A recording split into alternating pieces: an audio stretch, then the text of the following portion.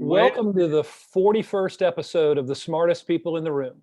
If you've been following this series, you understand what we are doing, shining a light on incredibly smart, accomplished people and helping them share stories from their careers and lives, as well as their anecdotes about their past, present, and future.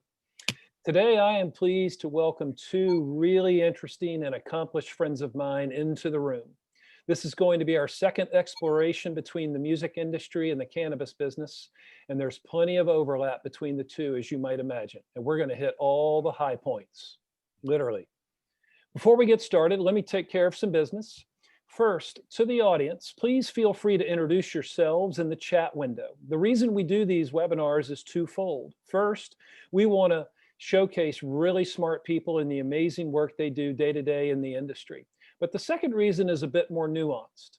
Some of you know that I am a music industry headhunter. By definition and function, I help people connect with companies. In this series, my goal is to help you make more connections, and I invite you to take full advantage of that opportunity. Specifically, I invite you to engage with the speakers and the other attendees in the chat of the Zoom. Please introduce yourselves, say hello to your friends, and make some new ones. And ask questions of our speakers. We will address as many of those questions along the way during the webinar. Before we also get started, I want to thank our sponsors. Without their support, we couldn't do what we do. I want to thank First Horizon Bank, Bufkin Baker, Four Roses Bourbon, the Fairlane Hotel, the Tennessee Entertainment Commission, Lightning 100, Tennessee Brew Works, Moo TV, Jive Printing, Project Music, and Cushmasters, a brand we're going to hear a lot about today. So let's get down to business. Today's interviewer is my good friend, Paul Zamek. There are very few roles in the music industry that Paul has not excelled at over his amazing career. Born in Cape Town, South Africa, Paul is a 50-year veteran of the international entertainment industry. Paul is president and CEO of global technology and digital media solutions company, Zamek World Marketing Incorporated. ZWM has performed a wide range of services for its clients, including digital media, entertainment marketing, licensing consulting, publishing, and master catalog representation and procurement, branding strategy, new business development, sponsorship procurement, and artist management. That's a lot of hats to wear, and he's always wearing a hat, as you can see today. In addition to the above mentioned services, the company has developed into the premier designer and manufacturer of bespoke USBs and software design. Paul served as president and CEO of European Multimedia Group, co-president of RPM Record Group, and a member of the board of directors of South African-based Gallo Group. Paul also served as SVP of EMI in South Africa and VP General Manager of Capitol Records, also in South Africa. Prior to the recording industry executive ranks, Paul worked in many areas of entertainment. His experience includes working as a concert promoter, booking agent, artist manager, and owner of a retail record chain that has worked in various capacities for a long list of dignitaries and recording artists from around the world. Among others, the list includes Nelson Mandela, Archbishop Desmond Tutu, Stephanie Grappelli, Elton John, Paul Simon, Tony Bennett, Dolly Parton, Kenny Rogers, Lionel Richie, Backstreet Boys, NSYNC, Neil Diamond, Dobie Gray, Tina Turner, Barry Manilow, and the estates of Johnny Cash, John Denver, Frank Sinatra, Elvis Presley, Roy Orbison, Dean Martin, and Conway Twitty. Holy smokes, that is a list of A-listers if there ever was one. Paul has helped establish and is partner with the domain name developers called .music. The .music registry is the only exclusive web address for the music community that gives music entities a unique identity and a validated industry standard for official website and internet addresses. Paul has for several years been active in the marketing and distribution of high-grade award-winning CBD and cannabis products as well. Paul, what have you not done? That's incredible. Thanks, Tom. That was a massive intro, guys. I mean, I'm so embarrassed. I'm looking around the room saying, who's he talking about? My friend. Thank you, Tom. Thank you very much, guys. Wonderful to be here. I can't see everybody, but I know that you're here, so lots of love to you all. And hold on, hang on. Let me finish. Oh. And joining us as today's Paul guest is Alec Rutherford. Alec launched and established Fifth Element Pro Hemp Supplements, KM Relief CBD, and Cushmasters LLC concentrate company with his brother Joshua. Alec has helped expand Cushmasters brand to over 300 recreational marijuana dispensaries in Colorado. With his focus on day-to-day operations, sales strategies, and efficiencies, Alec has formed a thriving team and culture within Cushmasters, helping top over 4 million in gross sales in 2019. From year one to year two, gross sales in the company increased 435%. Alec graduated from the University of Colorado at Boulder with a degree in psychology. During his time at CU, Alec worked as cultivator in one of Colorado's first medical marijuana facilities. After graduation, he spent 7 years with Mercedes-Benz, learning the ins and outs of the auto industry, sales, and finance. The combination of business, cultivation, and industry experience has led to the natural transition and launch of Cushmasters, KM Relief CBD, and Fifth Element Pro Hemp Supplements. Aside from launching full steam ahead into the cannabis and CBD space, Alec is a guitar player and also founder of Denver-based rock band Jupiter T. Jupiter T plays an eclectic mix of music ranging from rock, jazz, funk, and bluegrass, and improv jams. At the beginning of August, Jupiter T released their first album, First Flight. Please welcome these two amazing guests into the smartest people in the room. Take it away, boys. Thanks, Tom. Sorry, Alec, I stood on your parade for a second there, mate. Thank you very much. Hey, no, that was all right. You're a tough act to follow, so I don't, Well, guys, thank you for all the introductions and all that kind of stuff. But really what I'm here today is to talk about one of my favorite things, which is marijuana and music. I mean, it's wonderful bedfellows and wonderful accomplices. And I think they've been together since time immemorial, since the first Indian hit the first tabla and the first Chinese guy hit the first pipa, whatever it's called, all the way through to the medieval lute players. And then, of course, from the reefer madness of the 20s and the jazz guys of the 40s through to the beat poets of the 50s and the R&B guys and the blues guys, and all the way through to Sgt. Pepper's and the Cultural Revolution of the 60s and right up to today. Marijuana and music, the great Eminem, have been wonderful friends. And if you haven't tried, I suggest you all try it. But anyway, guys, just a little bit of my background, how I came to marijuana. I was home from a boarding school holiday, and a friend of mine said, "You better try this stuff." And I said, "What is it?" He said, "Oh, it's grass." And I said, "Oh God, I don't know about this. It's drugs, isn't it?" And he said, "Just try some." So I tried some, and I had a couple of smokes, and I thought, "There's nothing happening," And he said, "No, it takes a bit of time, just try it out a little bit more." So I took a couple of more drags. And I said, what am I supposed to, what's supposed to happen? He said, "Well, do you feel that your mouth's getting a bit dry?" I said, "Yeah, I can feel that." He said, "Are you hungry?" I said, "No, I could eat something." He said, "It's starting." So he put some headphones on me and he said, "Listen to this." And he put on Jimi Hendrix' Hey Joe. And the guitar solo in the middle took off and I burst into tears. And I said to him, "This is not normal." He said, "No, this is marijuana." I said, "Oh God, I love this stuff, man." So I think from a music standpoint, from a fan standpoint, from a creative standpoint, it can only enhance your life. So I was thrilled when I met Alec and his brother backstage at the James Burton concert. I was a co-producer of James Burton's celebration concert November the 12th last year. Brian May came in, quite a few other people. Joe Walsh came in, all celebrating James Burton's amazing career. And I saw these two guys handing out these wonderful samples. They were, of course, it wasn't unfortunately Cushmasters. It was at that point anyway. It was KM Relief, which is the CBD line that KM Scientific Global Holdings Corporation, which is the real name of Alec and Josh's company, was sampling this great CBD. So we tried that. I called Alec a few days later. I said, "This is wonderful stuff, man. It's really, really helping me." And he said, "Well, why are we sampling this? Because James Burton had a bit of arthritis, used it and loved this stuff, and so gave an opportunity." So that's basically how I met Alec. and how I got involved with Alec and Josh and their company. And so, having said all that, I'm going to hand it over to Alec to tell you all how he started. Can you hear me, Alec? Hello? He may be frozen again. Oh, he's frozen. Okay.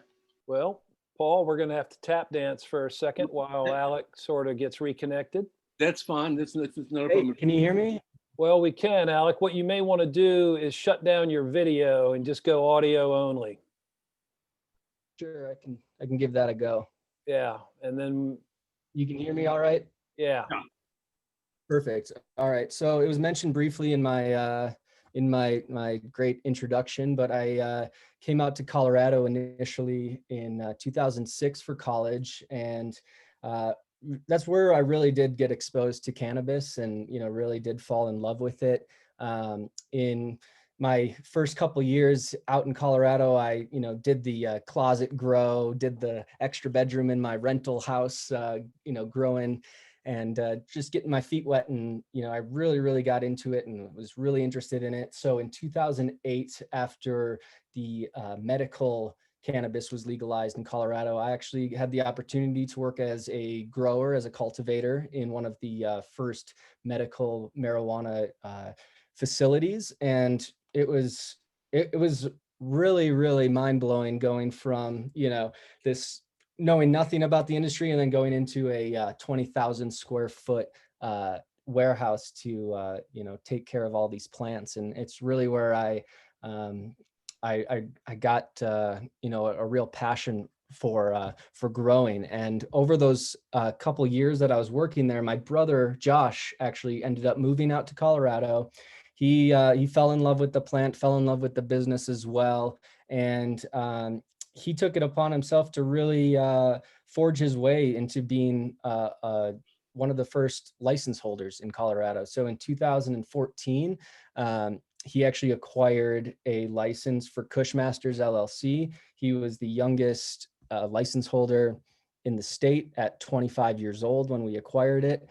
And we've just been bootstrapping everything from the very beginning and organically building the company, just reinvesting all of our profits to continue our growth. And that has really been a key to our success, is the reinvestment of the profits and the organic building of our team, and having consistency, because we started Cushmasters because I'm sure elsewhere in the United States right now, Colorado has evolved so much since it's become legal, but there was a huge need for high quality, consistent extracts and concentrates that didn't break the bank. Because 4 years ago, 1 gram of concentrate was $100 or more. And now the price is down to as little as $15 per gram. So the technology, just the evolution of the industry has really all led to that. But we've luckily, with the hard work, determination, we've been at the forefront of all of this. We as of this year, we're going to do over 5 million in gross sales. We've won 17 awards in the last 18 months. Our most recent award comes with the High Times, which I'm sure many of you are familiar with, the High Times Cannabis Cup. We placed first place with our edibles, our caramels, and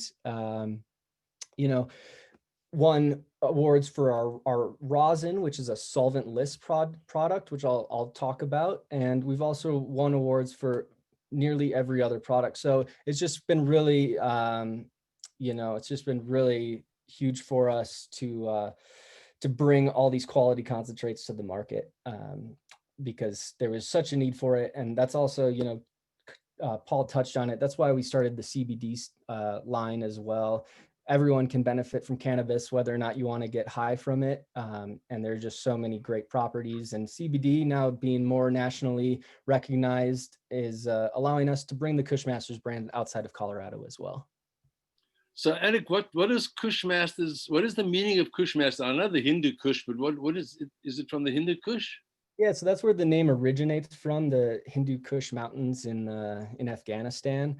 They just are well known to grow high quality cannabis there. And just over the years, Kush has been synonymous with higher grade quality cannabis. So I'm sure many people here have heard of swag, and it's much lower quality. So you've got your swag and you got your Kush. And what we set out to be is the Kush masters. We are we're all connoisseurs and consumers, and we want to bring connoisseur level products to the public. Well, this has all changed so dramatically, and it's got so much more sophisticated and so much more sort of, professional. Back in the day, and I'm talking about my day, long time ago, we used to just pop into the local merchant and get a shoebox full of weed for about $5 in those days, and just to sort of break it down and smoke it.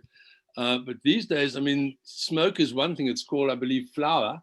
But there are other elements as well. There's dabbing, which is a smoking concentrate. There's the edibles, of course, which is now 50% of the market because of smoking is not so good these days. Can you show us, Alec? I don't know if you can see your screen, but can you show us some of the products that Kushmasters has marketed and put on the market? Absolutely. Can you see my screen here? Yeah, good. I can see it. Yes. Perfect. So here's just a brief view of the concentrate family tree. At Kushmasters, we specialize in hydrocarbon and over to the left. So hydrocarbon, rosin, bubble hash, dry sift. These are all just different types of concentrate that we can extract from the flower. I'm going to do just a very, very brief overview of our extraction process, just because it may be unfamiliar to a lot of you, and the products may, I may say a word and you may not, know what shatter or butter or diamonds or something like that are. So just wanted to give you a quick overview. This is the most sciencey I'll get, but what you're looking at here is a trichome, and the trichome is what gives you the high effect. And what we're doing when we're extracting is we're actually taking that trichome off of the plant and concentrating it with the rest of the trichomes on the plant. And it's taking that and less of the more undesirable things of the plant, like there's fats and lipids that get extracted as well. But we just really are after the trichome head and the terpenes, which is your flavor. And two types of extraction here. There's a just stop for a second. The terpenes, you say that's the flavor. Could it be like sort of peppermint or strawberry? I mean, is that an artificial flavor, or is that because it's from where it's grown? That's a great question. They're all naturally occurring terpenes. So yes, a strawberry, the smell of a strawberry, that's a strawberry terpene. But for cannabis, each strain, I'm sure you've heard of the different strains. There's just so many. Each strain has its own unique terpene profile. So it has its own unique smell, its own unique taste, and it'll also deliver its own unique effect. And so what we can do with the extraction is pick out which strains and which terpenes are most desirable, and we can go after and extract those terpenes. So if the grow is in a particular field, just say it's a field of I don't know, strawberries, and it's got that flavor, that natural flavor, does that affect the high that you get? I mean, can you get a different high from strawberry terpene or from a peppermint terpene? I mean, I don't know.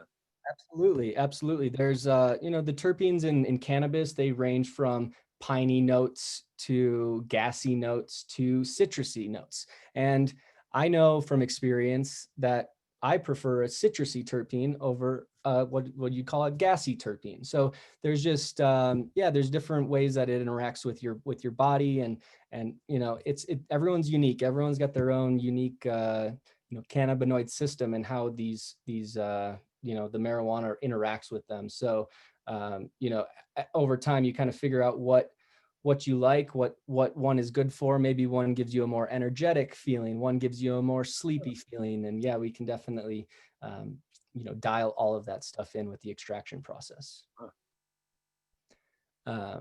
And I don't want to go too deep on the extraction stuff, but just really quickly, there's two types of extraction that we do at Kushmasters. One is a butane extraction method, which I'm sure many of you listening have heard of butane extraction. There's definitely a stigma around it with, people trying it at home, blowing up their basements and things like that. But we are actually doing this all in a very controlled environment. This is a closed loop system, so there's no gas getting out or anything like that. And once you run your flower, your buds through that machine, on the left side, that's actually what it looks like coming out of the machine. You've got a hash oil and butane mixture, and it's bubbling up and all the butane is actually coming out of it naturally.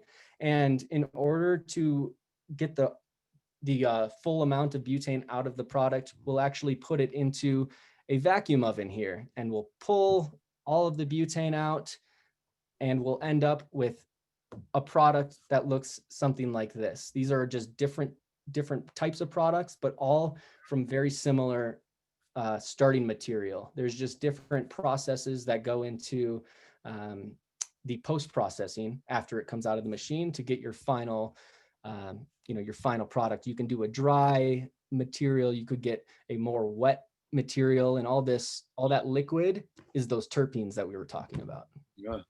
Wow. So I mean, this is so. What is that stuff with dry flower? Is that called the shatter? Yes. So this is shatter, and you can see it just looks like shattered glass. And there's a wax as well. So it's all from the same material, dry flower. And the new way to extract is actually, instead of drying and curing your flower, you're actually going to freeze it. So you freeze it right away, and it's like you're cryogenically freezing your body, for 100 years from now. So you can get unfrozen. You're perfectly preserved, and the state that you were in when you actually got frozen. So what that translates to in the cannabis world is when we freeze the plant, it actually preserves all the trichomes and the terpenes, and we can extract those as if they were in their original form on a live plant, and you get much better flavor, you get higher potency, and you can see these little crystals in there. Those crystals are just straight THC. So those are each probably 95% THC. So there's just a lot of different ways and different products you can create with all the same material. It's just different interactions with post processes. Actually, quite amazing. All the different. I mean, the way the way the cannabis field has grown, if you'll pardon the pun. But when I was going back to the smoking days, you could kind of gauge how high you were going to get and how soon you were going to get high, because you'd smoke and you get stoned. But now, with the edibles and this, the dabbing and the smoking concentrates and all that, one never knows what the effect is going to be, how long it's going to take, how high you're going to get. I mean, are there dosages? I mean, are there any indications or any kind of guidelines for the edibles and for the smoking concentrates? Well, for the edibles, in Colorado, the legal limit is 100 milligrams per, say, chocolate bar.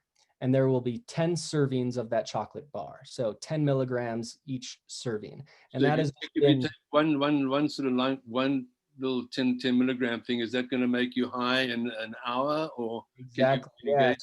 So that will get you high in about an hour or two. Everyone's metabolism is different, and so just the processing time it takes varies from person to person.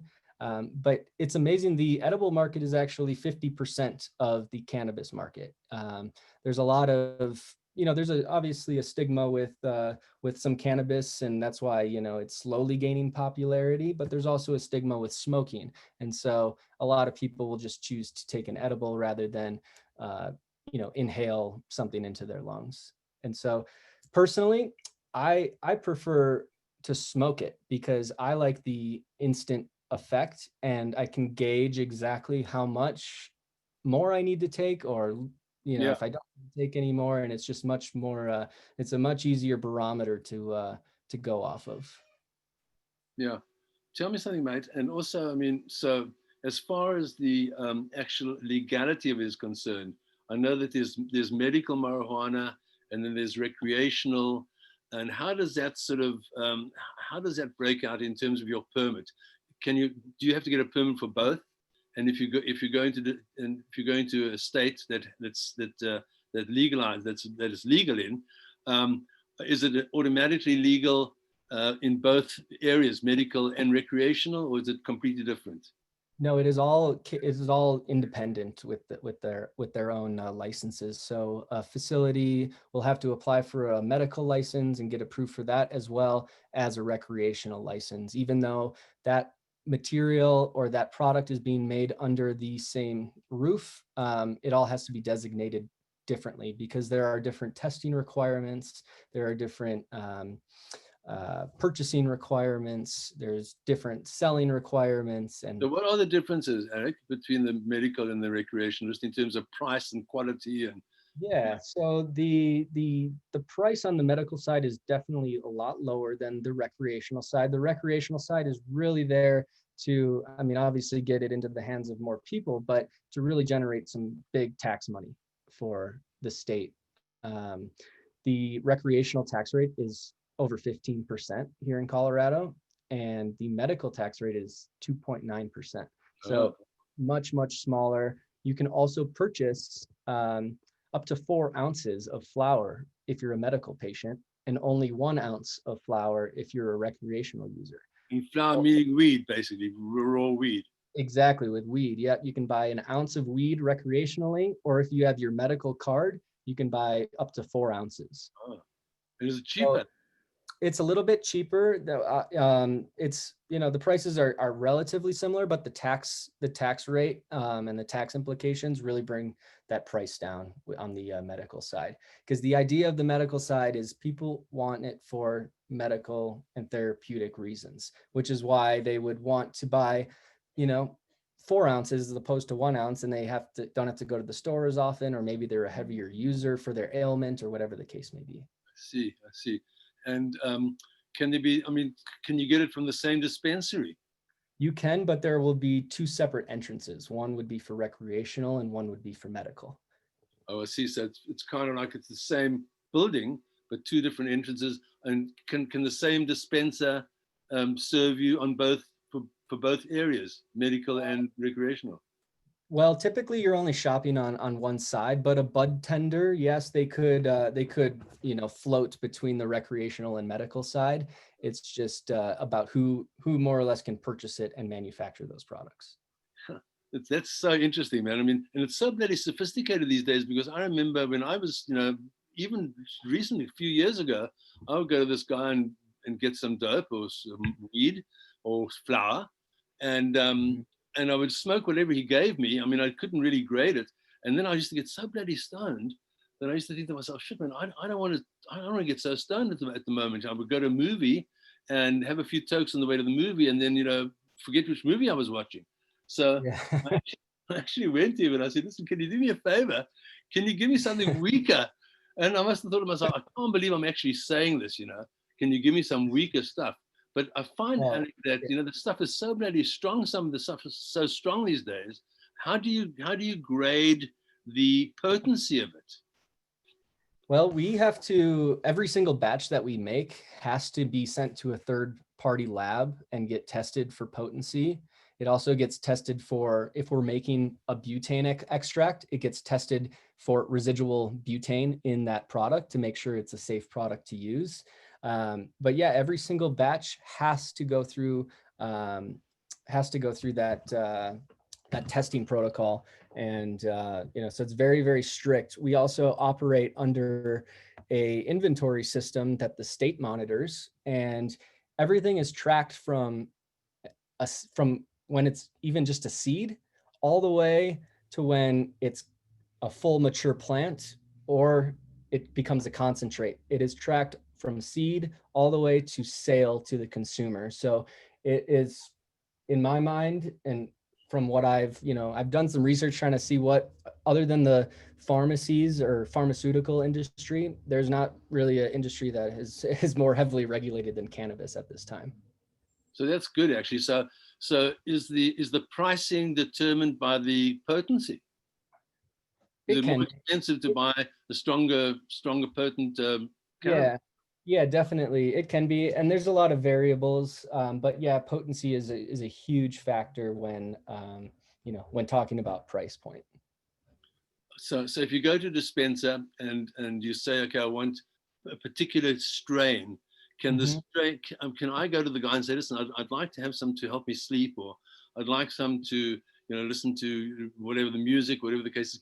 Are there different strains for different activities that you want to achieve with the cannabis? Yeah, absolutely. And when you go into the store, a bud tender can guide you. Bud And tender, I love that. Bud yeah, tender. the bud tender can be your guide, and the bud tender is the customer's advocate to try to get them the right product and get them to come back. But this is also, that's a point to the legalization that I think is so important, because um, the bud tenders aren't medically trained professionals. They can give their 2 cents on what they believe that strain or product will do for you. But at the end of the day, we don't really have the data and science and studies behind, what these are actually doing and how they're interacting, and and what effects they're causing to your body. So I think as it gets legalized and more studies become more apparent, and the medical side of the space is going to become just that. It's going to be, I need this for Yeah. this ailment, and there will be specific strains that are good for that. But right now, bud tenders, when you go in and say, I have anxiety, I'd really like to calm down, Yeah. they're kind of throwing it at the wall and hoping it sticks. And they know from experience, but it's not tried and true. It's not tried and true. That's interesting. So let's talk about the legality for us for a minute, because that's very interesting. I mean, it seems like there are another 4 states that are coming on in January that are going to be legal. So it's now 15 states that are legal for recreational. Does that mean, Alec, that there are the same amount of states? There they are: South Dakota, Mississippi, Arizona, and New Jersey. So South Dakota, Mississippi are kind of red states. Arizona was. So it looks like they are governed. So they may be conservative in terms of their political leaning, but they seem to be more liberal in terms of the cannabis ruling. And that probably is to do with the revenue that these states are generating due to the taxes. Absolutely. It's really hard to argue with those tax numbers, especially when you look at the states that are legal. Just for example, just in gross sales in Colorado, when cannabis became legal in 2014, recreational. So 2014, the gross sales were $683 million. And and in just of 2020, as of September of this year, it's been $1.6 billion just this year. So we're up to almost $10 billion over the last 7 years in gross sales. Wow, that's And huge. that's just Colorado. That's just Colorado. Yeah. And California was the first state in 1996. Yeah, 96 was the medical, and they came online with recreational in 2016. Colorado was the very first place in the world that had legal cannabis being sold in stores. That's amazing. So, I mean, that's a great map. Actually, that's a great that's a great visual there. So you can see kind of what's happening. So it looks like Tennessee, where I'm from, is going to be the last one, the last state to probably legalize it in any way. Although it's probably going to be a great grower. Tennessee and Kentucky have shifted from the tobacco crop to industrial hemp for CBD. That's only a matter of time before they start to grow some excellent cannabis as well. I mean, it's an unbelievable cash crop that, these states are finally realizing that they need to invest in and put backing and legislation towards, because, I mean, it's really hard to argue with the tax dollars. And as you look at this map, I mean, that cannabis has taken over the United States. I mean, we're well on our way. It's those that southern belt, that those typical red states are slower to come around. But if South Dakota is a huge, it was huge. I mean, CBD isn't even legal in South Dakota, yet they legalized recreational cannabis, and I just think that is a huge statement. Yeah. So Alex, so so you got a permit to operate cannabis in Colorado. So that means that the grow has to come from Colorado itself, and Correct. you can only operate in that particular state. So you can't sell Cushmasters in any other state besides Colorado at the moment, although I know that there's expansion for another 4 or 5 states that are taking place right now. But also, second part to this sort of idea question is, so if I'm a grower, just say I'm a grower in Colorado, I can't send my crop to Arizona or anywhere else. It's got to be used in Colorado. Is that correct? That is correct. So you can't travel over state lines. It's confined to the state in which you are either growing or you're permitted to sell. Exactly. And I don't see that changing at all until it becomes federally legal. And, unless there's a states act that is potentially going to be voted on next year, which will decriminalize or legalize cannabis and allow the states to regulate it, similar to what's going on now. I think that then, we will see some reciprocity between the states and being able to change or travel with cannabis over state lines, as we kind of saw with CBD over this last year with the Farm Bill. Yeah. So this MORE, the MORE Act, which I think is being debated tomorrow, I think Wednesday. What does it stand for? Marijuana. What does it stand for? Are you there, Alec? Oh, I think it stands for marijuana, something origination, and I forget. But anyway, Oh, sorry. Yeah. So the MORE Act is marijuana opportunity, reinvestment, and expungement. And expungement, yes. So talk about that a little bit, because that's. I mean, it's not going to happen now, but I mean, it's certainly up. It's certainly up for debate. Yeah, no, it's going up for a vote on Wednesday through Friday this week is actually when they are voting on it.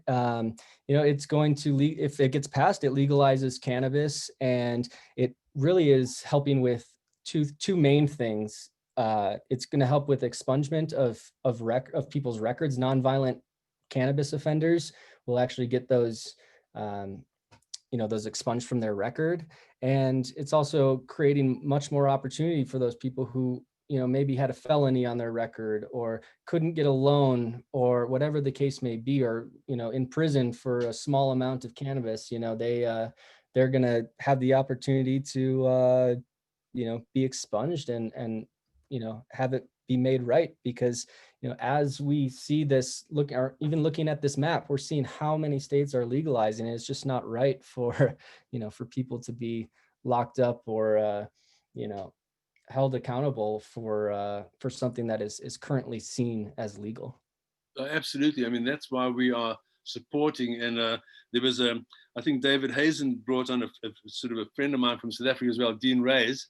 And he was very involved, one of the founders, I believe, of the Last Prisoner Project, which is a fantastic organization, guys. And you should really have a look at that. Just Google Last Prisoner Project, because their whole, and they've done some fantastic work. In fact, just maybe a couple of weeks ago, they fought and achieved the release of some guy who'd been in jail or prison for like 30 years or something like that for a small amount of marijuana. So this is doing fantastic work, and I would urge you all to just have a look at them, support them if you possibly can, which we do.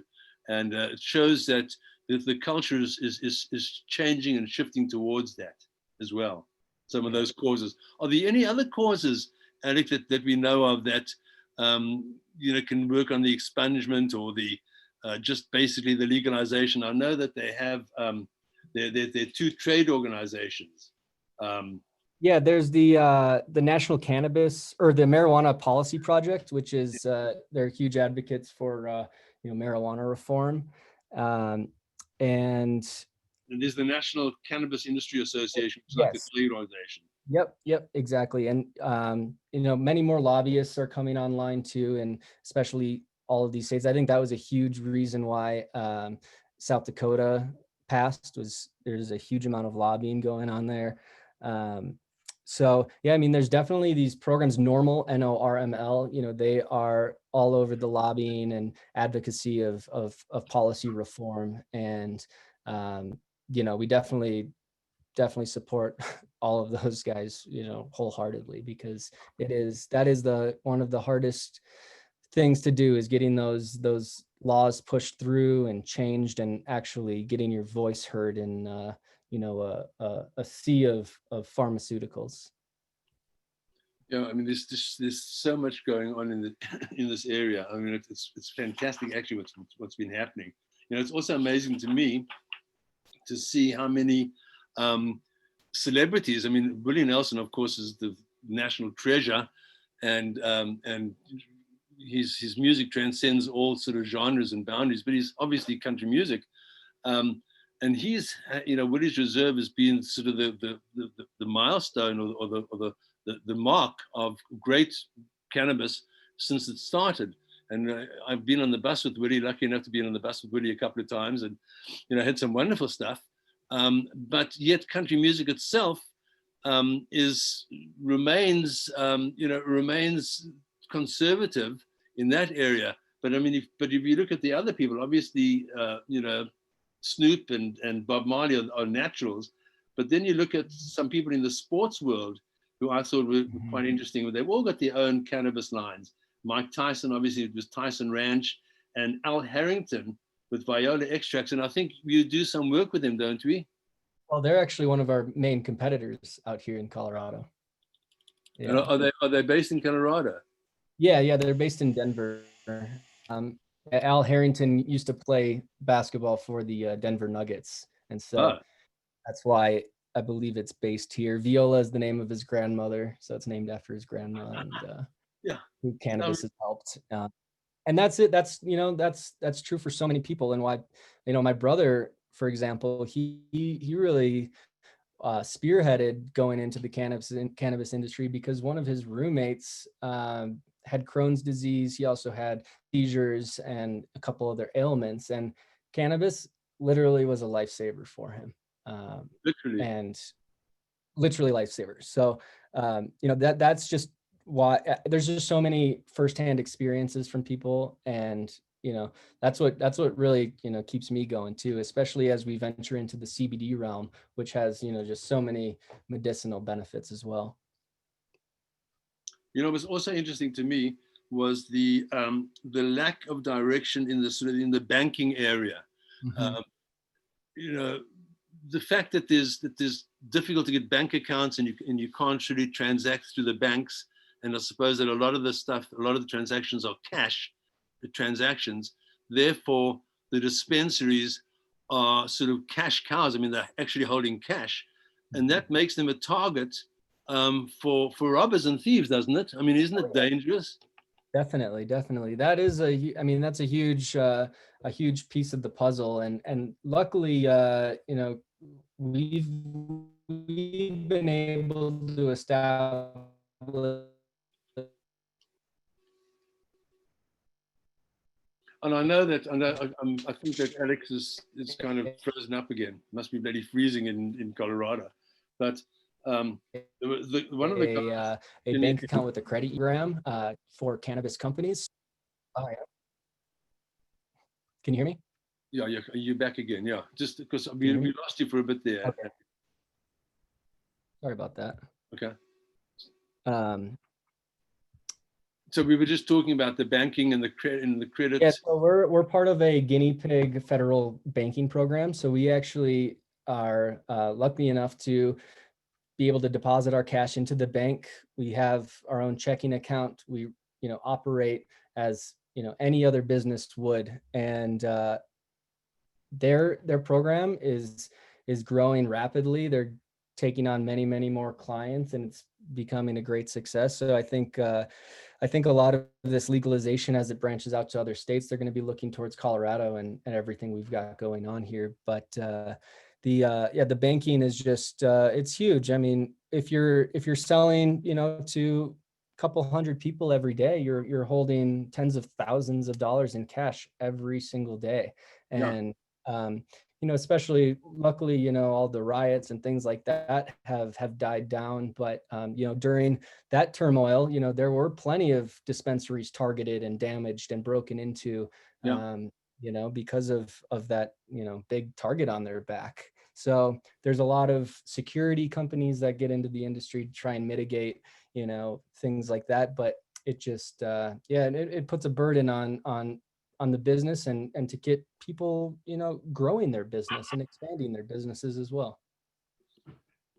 Yeah, I mean, I think it's going to change. It has to change. I think as it becomes more and more mainstream and as more and more states adopt it and legalize it, I think it's going to obviously change. And I think that the National Cannabis Industry Association is fighting for that as well. But just going back to this MORE Act and this idea of not being able to sell over state lines, and you mentioned that Canada doesn't have that restriction, so they can sell. They can sell from Toronto to Vancouver, wherever they want to, but they can also export internationally, globally. For example, they are selling Canadian cannabis to Israel, for example. I'm just taking an example. Do you think that? Yeah. No. So what about that, and what about the States Act that you were talking about? What is the difference there, and how can that help us? Well, the States Act, the MORE Act is about legalizing it federally, and it actually would keep the legal. It would just basically legalize it across all states, and the States Act would legalize it, but it would have the states impose all of their own restrictions and laws and regulations based on what their local governments deem is a best fit. Exactly. And so how do the licenses actually get granted? I mean, how do you have to prove certain things? You just have to pay for it? I mean, how does that happen? Definitely. I mean, there's a long application process. They do a lot of vetting. They do background checks to make sure you're not, a criminal, or you're above board to run a cannabis company. But they do, they can do audits of you. They do background checks. But yeah, I mean, money talks really. Is if you've got a clean record and you've got the funds to purchase a license, that's really all you need. It is case by case on state regulations. So Nevada, for example, they're not issuing any more licenses. You can only purchase a license from someone who currently has one. So to acquire a license in Las Vegas, for example, right now is a couple $1 million. Yeah. So it's it's interesting how everyone regulates it, but it's really just you got a clean record, you've got the funds, and you've got the facility. They'll grant you your license. So basically, with Cushmasters and KM Scientific, if you want to expand into other territories, do you have to piggyback onto an existing license, or can you license can it be a licensing agreement with another guy who has got a permit in that state? I mean, how would you move into that? How would you expand into the other states? Would you have to multiple avenues? And for Nevada, for example, we do actually have a license that we can step into and purchase, luckily for a couple $1 million. But yeah, we're able to purchase other licenses and be approved in other states. We're also can team up and partner with other groups that are launching or have acquired licenses. So for example, we're launching in Q2 of 2021. We will have Cushmasters Michigan, and we are basically, like you were saying, we're piggybacking on someone who's acquired licenses there. We are licensing our IP, our our know-how, our operation, all of our operating procedures, and we have a licensing and royalty deal with them, and kind of starting the Cushmasters franchise model. That's great. Now, are there different? I'm getting to the sort of the financial thing here, but are there different? Do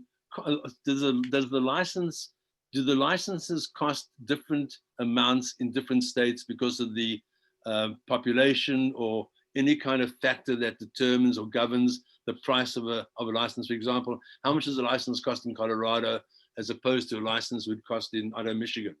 Well, it's yeah, it really is deemed and governed by the state government. So, you know, Colorado, for example, you can you know, it'll basically cost you around $100,000 to you know, to get that license. And is that renewable every year, or is it permanent? Yeah, so you don't have to pay like that full amount every year. There's just a renewal fee once you're approved. But going through that approval process is the most expensive and time consuming of the entire process there. So it is case by case though. Like if you go over to Oklahoma, you can get a license for like pennies on the dollar. And you know, Vegas is an issue, or Nevada's not issuing any more licenses, so you have to purchase one for a hell of a lot of money.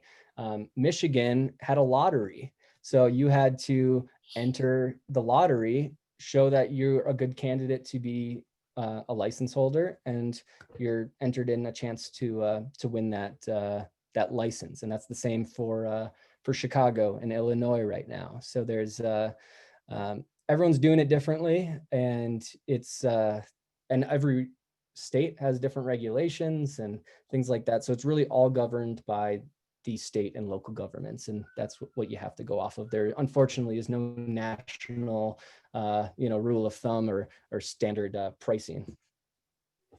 It's quite sort of, it's in a strange way, it was really sort of wild west in the beginning.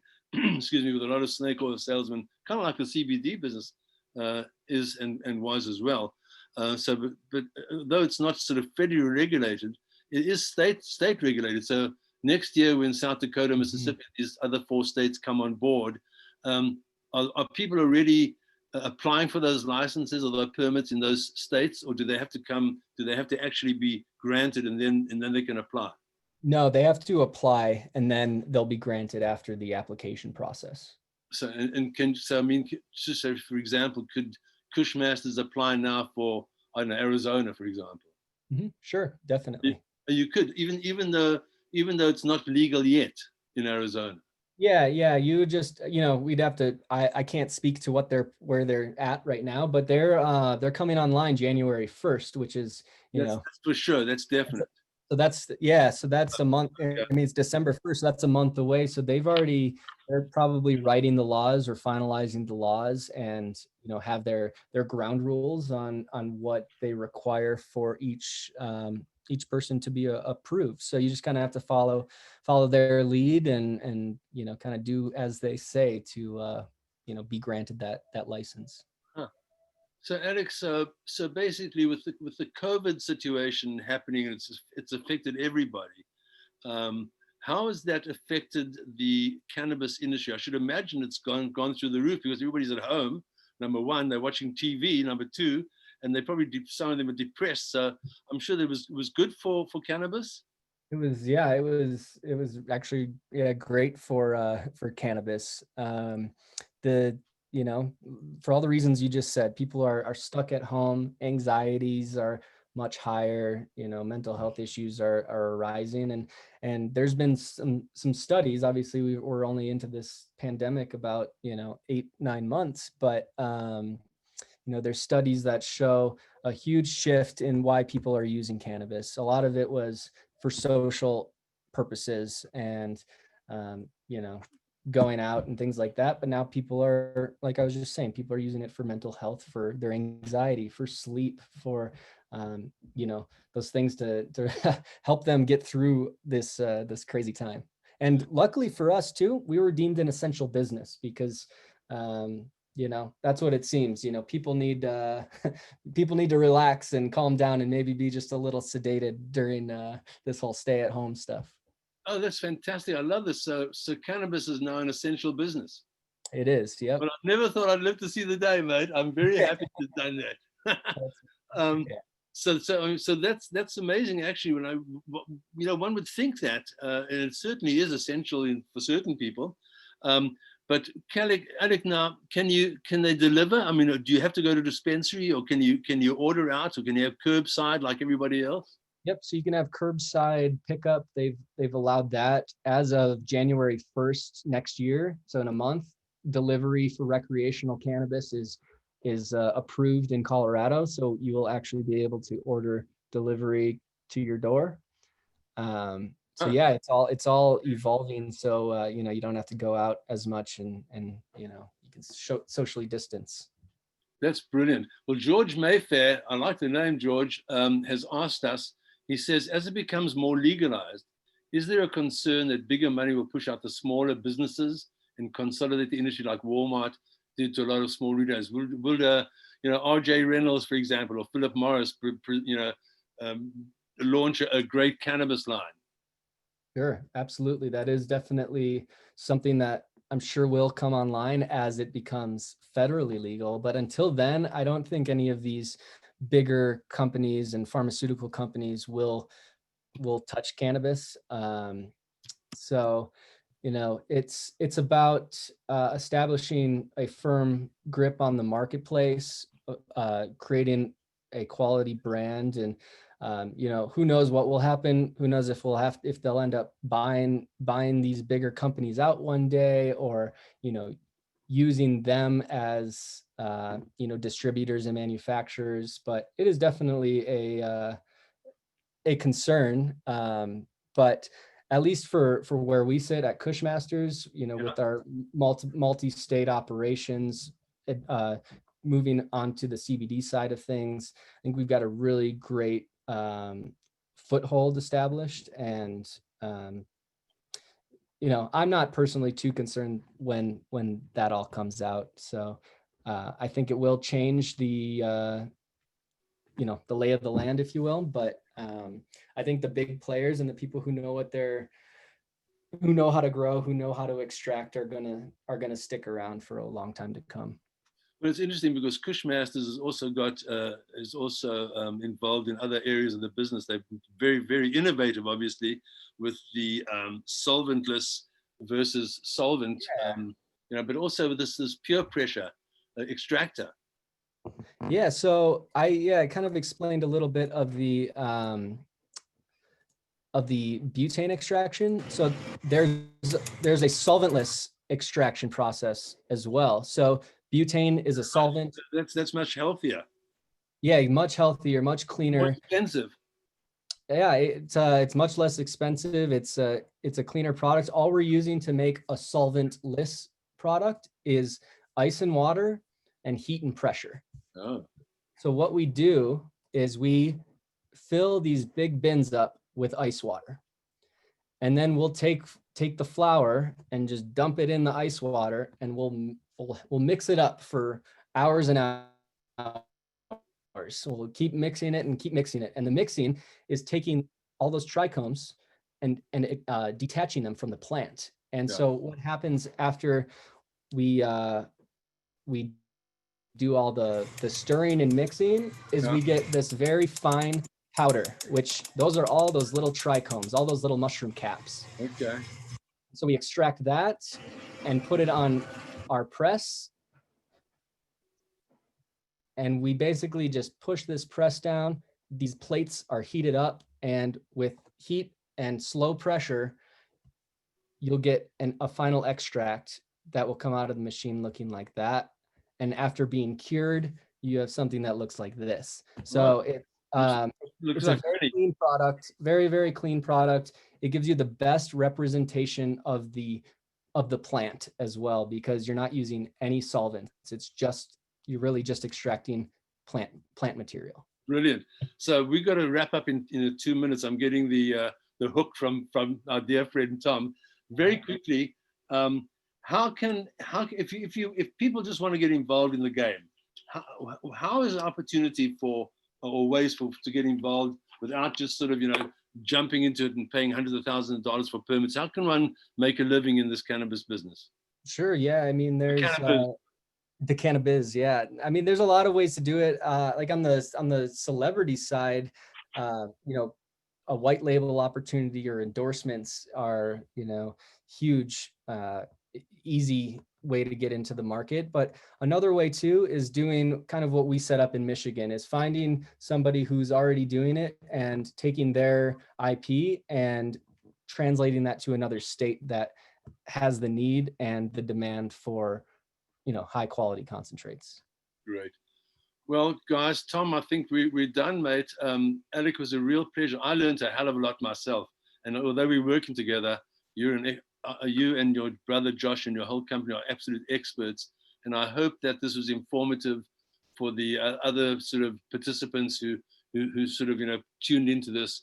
I know it's not everybody's cup of tea, but it's also good. It's good to smoke as well. Thanks, guys. Yeah, Hey, apologies for the technical difficulties on my end as well. Sorry about that. well, let me say thanks to both of you for sharing your knowledge and wisdom. Alec, this has been fascinating. My phone's been blowing up during this with questions, and I have a feeling there's some pent-up demand for more knowledge about this. So I'd like to invite you both to come back at a future date and maybe have the second part of the story and talk about more of the economic opportunities for the music industry, because I think there's plenty to explore. Oh, yeah, I'd love to explore that. To the audience, I want to say thank you for your time and attention. As you know, we took last week off in honor of Thanksgiving, but we are now back full steam ahead. Our next program is this Thursday, and we are bringing back one of my good buddies, Bart Herbison, who's the head of the NSAI, and he's going to be interviewing a prolific hit songwriter named Jim Peterick. You may not know that name, but you know a lot of this man's music, including one of the most iconic movie themes of all time, Eye of the Tiger from Rocky III. So think back to that and how iconic that song is. Well, Jim wrote that, and we're going to hear the story behind that song and many other hits that he's written. With that, folks, stay safe, wear a mask, and I look forward to seeing you on the flip side. Cheers.